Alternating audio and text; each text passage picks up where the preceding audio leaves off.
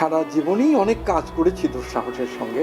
1940 সালের 30 সেপ্টেম্বর কিশোরগঞ্জের পাকুন্দিয়ায় জন্মগ্রহণ করেন অধ্যাপক আবুল কাশেম ফজলুল হক। ময়মনসিংহের আনন্দমোহন কলেজ থেকে আইএসসি পাশ করার পর ঢাকা বিশ্ববিদ্যালয়ের বাংলা বিভাগ থেকে স্নাতক ও স্নাতকোত্তর সম্পন্ন করেন। শুভ চিন্তার শুভ রাজনীতির সূচনা হওয়া উচিত। ছাত্র জীবনে ছাত্র ইউনিয়নের রাজনীতির সঙ্গে যুক্ত ছিলেন তিনি। 60-এর দশকের প্রগতিশীল আন্দোলন এবং 1969 সালের গণঅভ্যুত্থানে সক্রিয় ভূমিকা পালন করেন। দলীয় রাজনীতি থেকে সরে এলেও মুক্তিযুদ্ধের সময় ঢাকায় অবস্থান করে মুক্তিযোদ্ধাদের আশ্রয়, সহযোগিতা ও অর্থ সংগ্রহে গুরুত্বপূর্ণ ভূমিকা রাখেন। তো আজকে সকাল থেকে আমি খুব নিরাপত্তার অভাব বোধ করছি। 1972 সালে ঢাকা বিশ্ববিদ্যালয়ের বাংলা বিভাগে প্রভাষক হিসেবে শিক্ষকতা শুরু করেন আবুল কাশেম ফজলুল হক। দীর্ঘ প্রায় 4 দশক শিক্ষকতা শেষে 2011 সালে অধ্যাপক হিসেবে অবসর গ্রহণ করেন।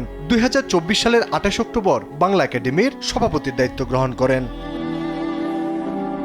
বাংলা ভাষার প্রসার, সাহিত্য চর্চা ও রাষ্ট্রচিন্তায় তার অবদান বিশেষভাবে স্মরণীয়। আবুল কাশেম ফজলুল হকের প্রথম গ্রন্থ মুক্তি সংগ্রাম প্রকাশিত হয় 1972 সালে। এছাড়া 21শে ফেব্রুয়ারি আন্দোলন, রাজনীতি দর্শন, সাহিত্য চিন্তা, বাংলাদেশের রাজনীতিতে বুদ্ধিজীবীদের ভূমিকা এবং সংস্কৃতির সহজ কথা সহ 3 দশকেরও বেশি গুরুত্বপূর্ণ গ্রন্থ রচনা করেন তিনি। সাহিত্য ও গবেষণায় বিশেষ অবদানের স্বীকৃতি হিসেবে 1981 সালে বাংলা একাডেমি পুরস্কার সহ দেশ বিদেশের একাধিক সম্মাননা লাভ করেন এ বরেণ্য শিক্ষাবিদ।